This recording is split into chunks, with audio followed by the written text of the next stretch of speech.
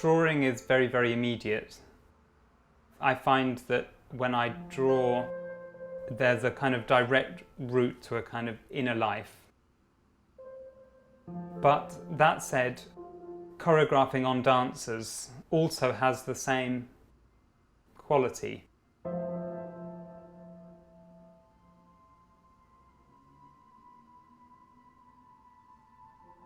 I spend most of my life drawing, and from the drawings I make installations and performances and publications.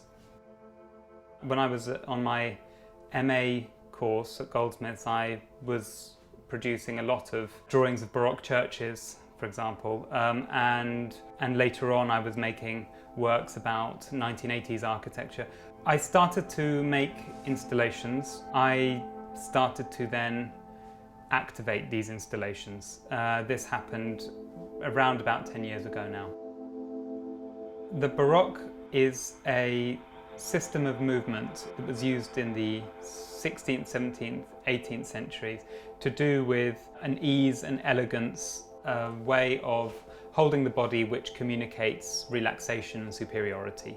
It's most kept alive today in classical ballet. There's remnants of it in classical ballet. The project for the Duveens, it's quite simple in its components. There are two walls that face each other across the Duveens. You see their rears as you walk in or as you leave. These walls have on either side reworkings of the Tate Britain architecture. On the South Duveen, the claw extension by James Stirling from the early 80s, and in the North Duveen, the Tate Millbank facade.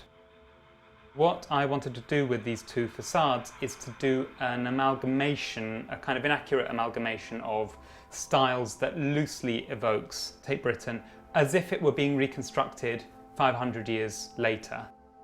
Within that, there is a group of dancers that form a series of motifs and patterns and that communicate their route through this space in a reconstructed Baroque form. I would like it to feel as if it is a parallel world to our pedestrian movement. There is a very unashamedly camp and theatrical aspect to the Baroque. It's a showy art form and it's unashamed of excess. This also ties into very queer culture and to a very ironic culture, which for someone of my generation or older is important, because I grew up and people certainly who are older than me, gay people who are older than me, grew up assimilating and pretending. Today we're rehearsing in the space a week before we open. The floor vinyl has been laid.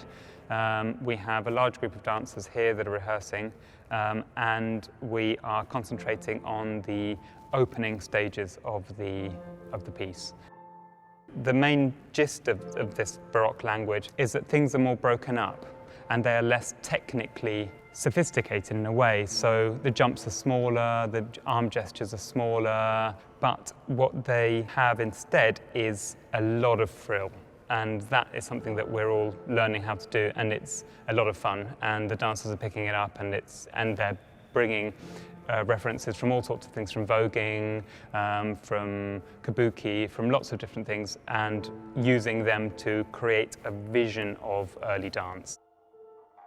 The walls are now up and the prints are on the walls. I'm pretty happy with how they turned out. One of the walls has got a very accurate colour match, so that the print is very, very close to the colour of the stone that's in the Duveens. It's quite interesting because a lot of people that have been walking past, if they're not looking closely, they just think that that's part of the original Tate wall. That's when you're in the space, that's how close the colour match is. And that I'm delighted about, and I wasn't expecting it.